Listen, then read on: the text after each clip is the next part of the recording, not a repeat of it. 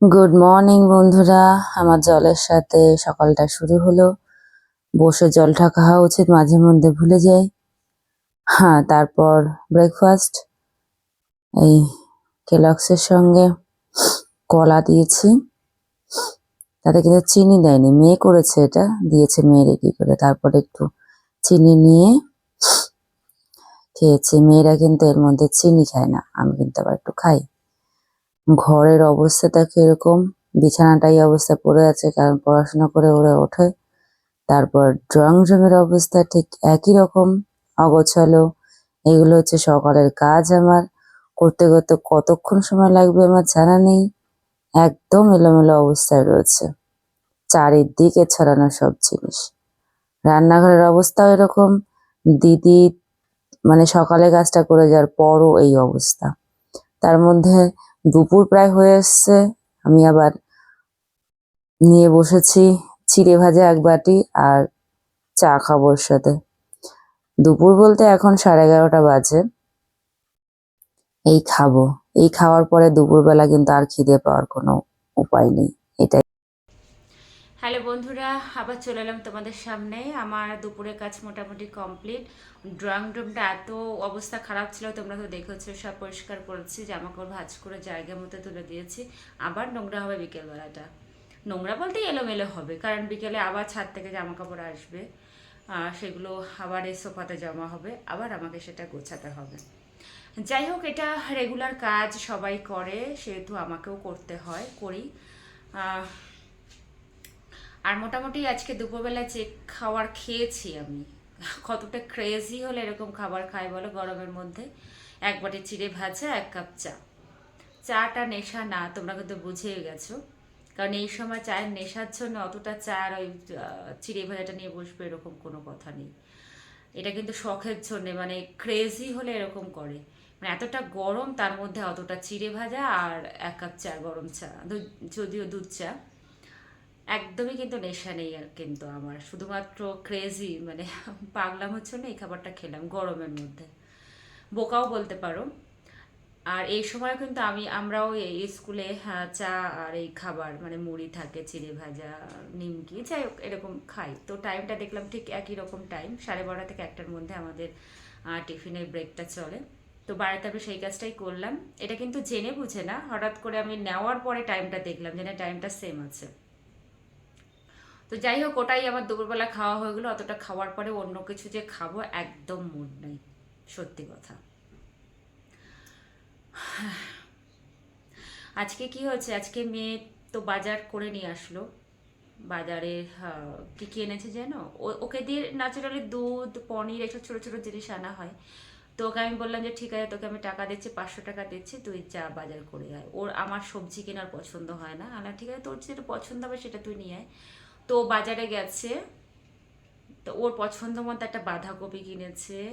আর tomato তো আমারও লাগে, ওরও লাগে, টমেটো কিনেছে, শসা, গাজর, যেগুলো কাঁচা খাওয়া যায়। ও কিন্তু বাঁধাকপি অনেকটা কুচিয়ে আর কি সব সস টস যা হোক কিছু, আরও কিছু নিয়ে একসঙ্গে মিক্সড করেও কিন্তু কাঁচা খায়, যেটা কিন্তু আমি খেতে পারবো না। তারপরে দুধ এনেছে 2 প্যাকেট, পনির এনেছে, আর কি এনেছে, ও এক ট্রে ডিম এনেছে, আর একটা ডাব খেয়েছে। ডাবের দাম 50 টাকা, 60 টাকা। 50 টাকাগুলো একটু ছোট ছিল, মানে আগের কথা বলছি, 60 টাকার একটু ভালো ছিল। এখন সেই ডাব 60 টাকার যেটা মরা মরা ডাব, আর 70 টাকা যেটা একটু ভালো। তো একটা ডাব খেয়েছে, আমাকে সে বলছে মা একটা ডাব খেয়েছি। তা আমি খুব ভালো করেছিস, সেই গরমে একটা ডাব খেয়েছিস, ভীষণ ভালো করেছিস। আর হিসাব করে কিছু টাকা ফেরত দিয়েছে, আমাকে 72 টাকা মতো ফেরত দিয়েছে। তো দেখলাম না, হিসাব করে আসি, বলছে যে আমি বেছে বেছে জিনিস এনেছি, টমেটোগুলো বেছে বেছে এনেছি। তা যে ভালো করেছো। তো ওকে একবার ওই বড় বাজারে নিয়ে যাব, সবজি বাজার করতে নিয়ে যাবো, বলতে ওকে একাকে পাঠাবো, যে যা বাজার করে আয়।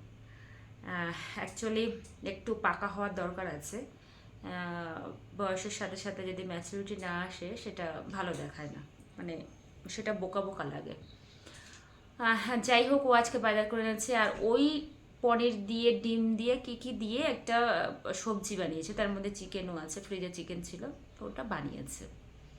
বানানোর পরে একটা টিফিন বক্স বার করেছে, যেটা অনেক পুরনো, দুটো মানে ওই টিফিন বক্সের দুটো ভাগ করা দুটো বক্স রয়েছে।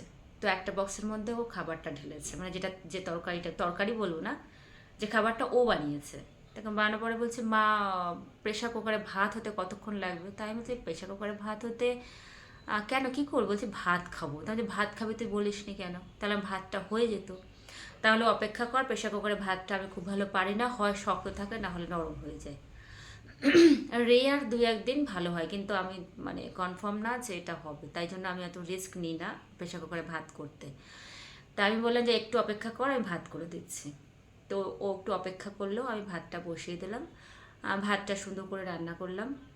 কালকের ভাতটা খুব নরম হয়েছিল, ও বলছে ভাত টেস্ট হয়নি। যাই হোক, আজকে ভাতটা খুব ঝুরঝুরে করে রান্না করেছি। তো ওই টিফিন বক্সটার পাশে যে বড় ঘরটা রয়েছে, তো ওর মধ্যে ভাত দিয়েছি। তো আমাকে বলছে, মা এই টিফিন বক্সে কেন দিতে বললাম জানো? মানে কেন? বলছে পুরনো স্মৃতি আমার মনে পড়ছে, কারণ এরকমভাবে তুমি আমাকে স্কুলে ভাত দিতে, বা তরকারি, রুটি, এটা দুটো মানে ডিভাইডেড করে দিতে, আমি খেতাম। সেটা আমার সেইভাবে খেতে আমার খুব ইচ্ছে করছে, ছোটোবেলার মতো।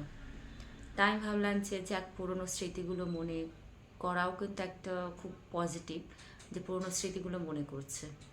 যাক, আমি ওইভাবেই ওকে খেতে দিলাম, আর ও ভীষণ খুশি হলো। আর আমি ওকে জিজ্ঞেস করলাম ভাতের টেস্টটা ভালো হয়েছে, তাও হাসলো।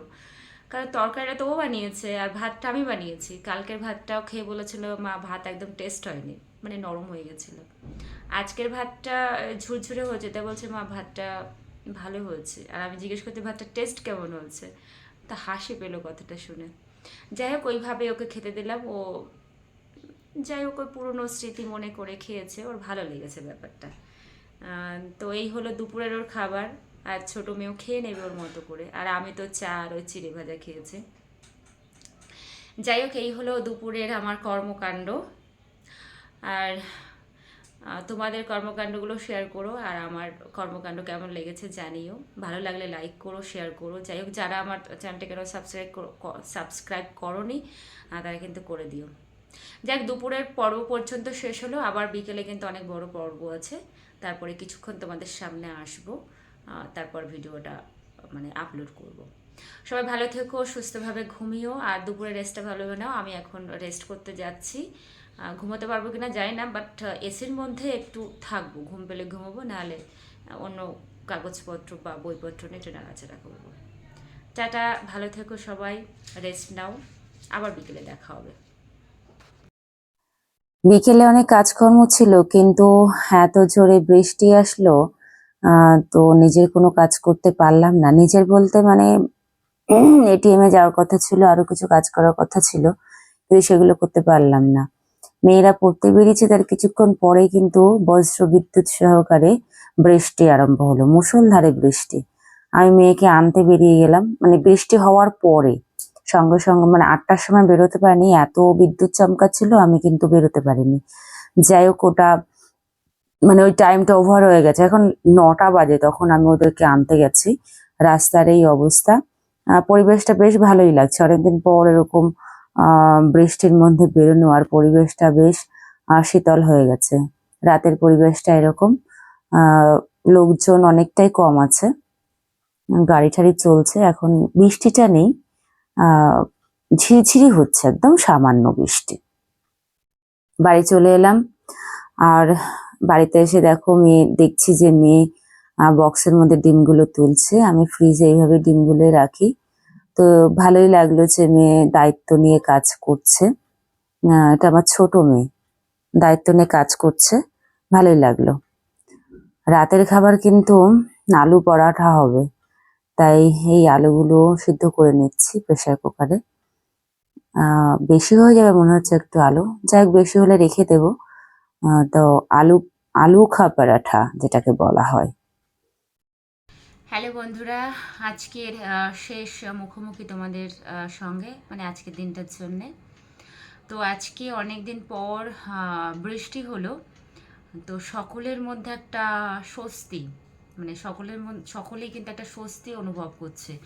অনেক দিন এত গরম ছিল, গরমের পর এরকম একটা বৃষ্টি সবার মনে কিন্তু একটা আনন্দ বা একটা স্বস্তির প্রভাব পড়ছে। তো সকলের ঘুম আজকে আশা করি ভীষণ ভালো হবে। অনেকদিন পর কিন্তু এইভাবে সকলে ঘুমোবে। আহ, সকলেই কিন্তু ভীষণ আনন্দ পেয়েছে এই বৃষ্টিটা হওয়ার জন্য। তো আমি বাইরে আম, যাচ্ছিলাম মানে মেয়েরা পড়তে গেছিলো, তো আমার আনতে যাওয়ার কথা তো 8টার সময়। তো 8টার সময় নিচে গিয়ে আমি বেরোতে পারলাম না, এত প্রচণ্ড জোরে মানে বিদ্যুৎ চমকাচ্ছিল, ভয় আবার উপরে চলে এসছে। যাই হোক, প্রচণ্ড হারে বৃষ্টি হচ্ছে, প্রচণ্ড বিদ্যুৎ চমকিয়েছে, সবাই তোমরা জানো। আর সরাসরি অনেকেই বৃষ্টিটা অনুভব করেছো। আমি সেইভাবে পারিনি, কারণ আমার সেরকম সুযোগ নেই।